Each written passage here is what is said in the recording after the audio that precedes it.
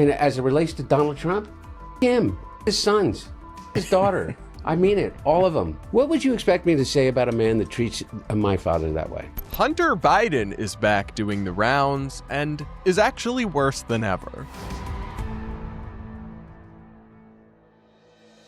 Hey guys, welcome back to the channel, your home for independent and nonpartisan commentary and analysis on politics, media, internet culture, and more. And unfortunately today, Hunter Biden, I had really hoped that we could not in fact have to talk about him again after, of course, all the coverage of him during the 2020 election and the Biden presidency and his various scandals and the kind of shame that he brought to the Biden family and the headaches that he caused for them with having to be pardoned and all sorts of stuff, and his gun crime charges and the allegations of him, purchasing workers and other sorts of things. He's just really an all-around sleazeball, but he is, for whatever reason, becoming sort of like a left media darling. He's doing all these podcasts. People are eating him up as if he's like dropping truth bombs or something.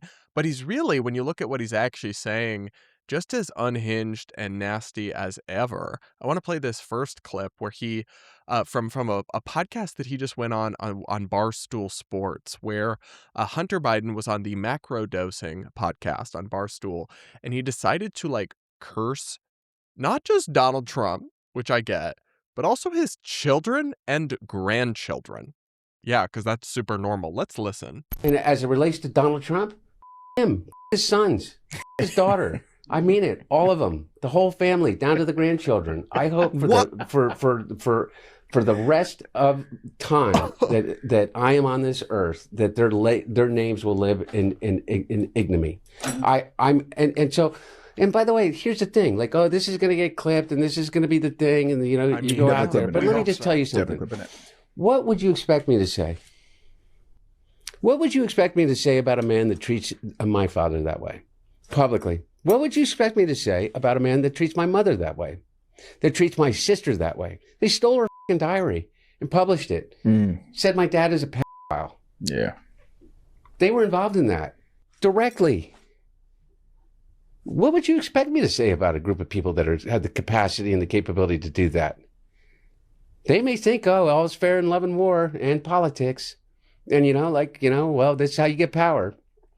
Well, you know what? F them and f that. They have done the most awful things to my family. And to me personally. Forget about me, though. I can take it. Wow, guys, isn't Hunter just such a victim? Oh, such a sympathetic figure, Not. But what's interesting about this is, listen, I can understand the hate for Trump. Him hating Donald Trump is fair. Trump and him and his family have been absolutely vicious to each other, no doubt.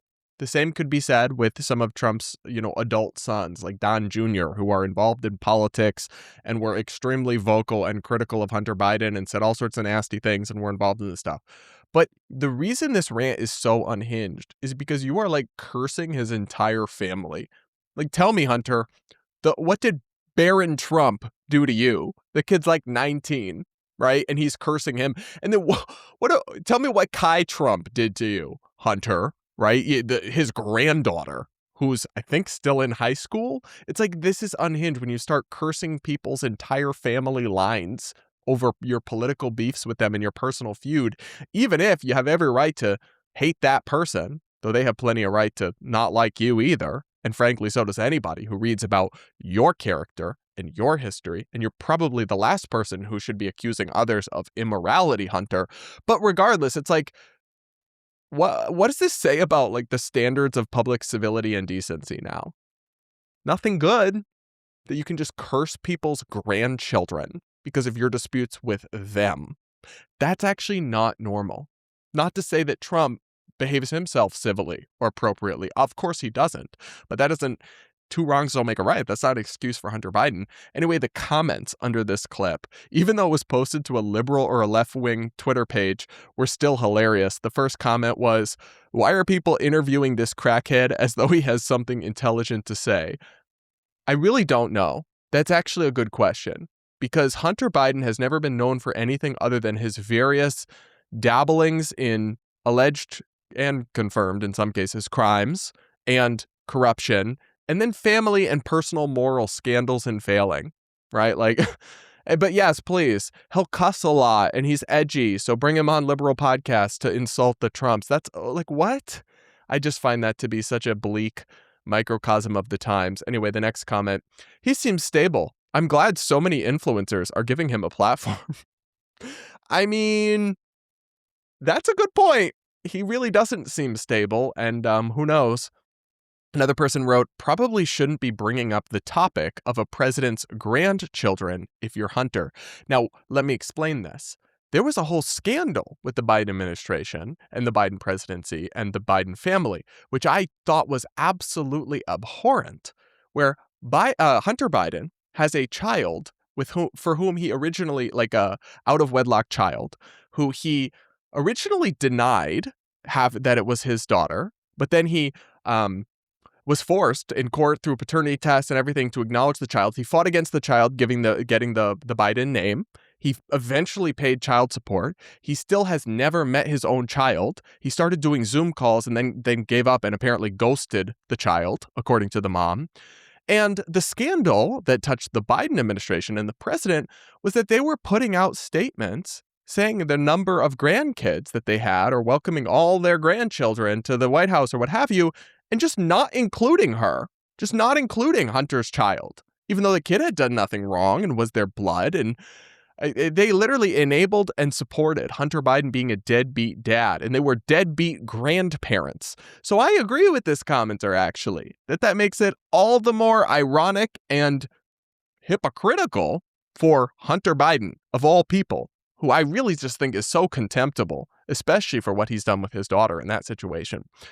Anyway, you should be the last person bringing up a president and their grandchildren. Okay, Hunter? Maybe sit that one out. Now, he's also doing this bizarre thing where he's like gaslighting us as if, oh, actually, my dad was fine. And the whole thing where Democrats finally abandoned him because of the rampant cognitive decline that everyone had been pointing out for years. And then they finally acknowledged after that disastrous debate. Hunter's like trying to rewrite history here. And he's trying to pretend as if that was like the wrong thing to do and people should have stood by his dad. It's genuinely crazy. Anyway, listen to this. Those people like started to really pile on. And those people represent the money of the Democratic Party.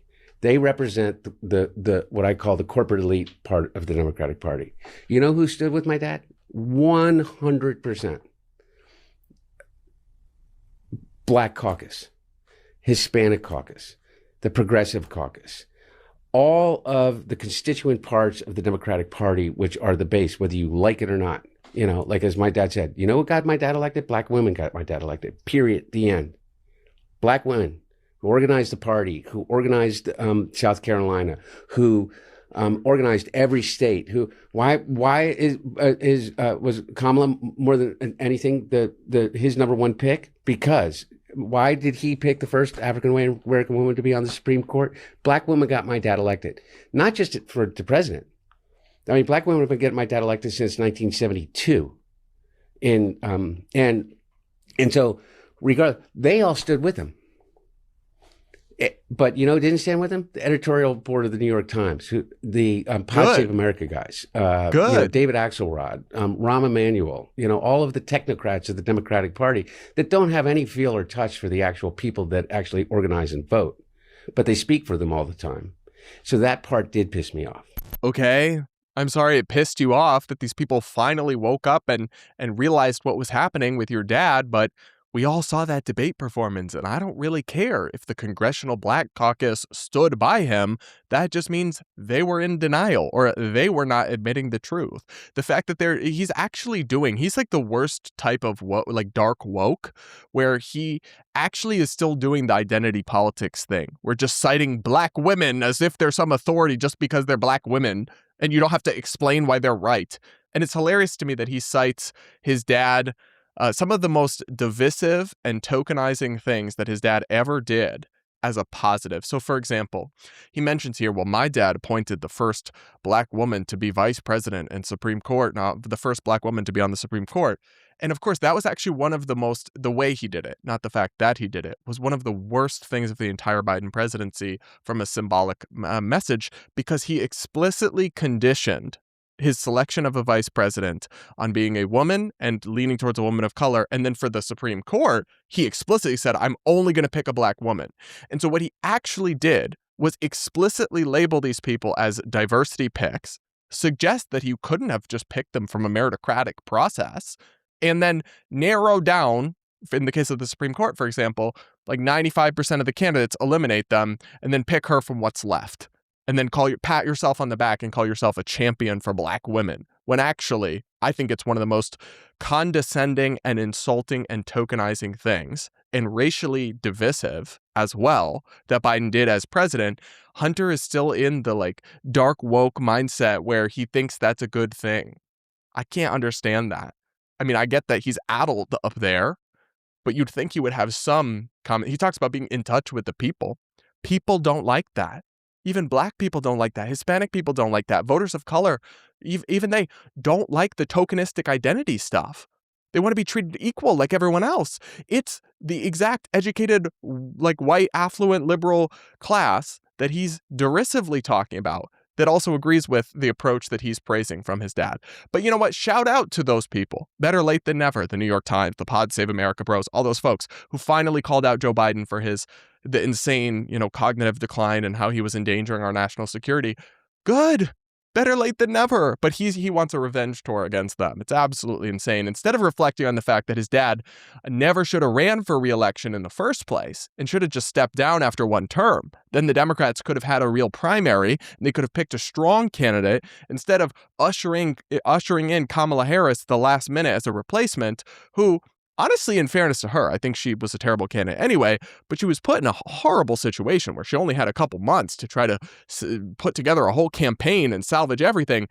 Now, I think she was a weak candidate regardless, but if she'd gone through a whole process and had the whole time, there's no doubt she would have done a better job or put up a better fight against Donald Trump. And more likely, they could have gone with somebody else potentially who might have been a stronger candidate, maybe a Pete Buttigieg or a Gavin Newsom or someone like that. Who knows? But it's like your dad is still one of the main reasons they lost. And yet he's going around here acting like the real problem was the people that called out President Biden. No. Absolutely not. Anyway, again, all these clips were posted to liberal accounts, yet even the comments were eating him up. So here's one comment. Somebody wrote, I like you, Hunter Biden. I do. I think you get the thing I've been on Trump's opponents on the GOP about for years, the docile behavior. No regular American would act like Ted Cruz did when Trump attacked his wife and his family, so Americans can relate to you. But come on. Your dad shouldn't have run again. He said he wouldn't run for a second term. Making this into standing with somebody who clearly was not capable of a second term is not fair. Not a Trump voter, and I get it, you're his son, but you've got a blind spot here. Yeah, he obviously has a blind spot, and it's okay to have a blind spot for your dad.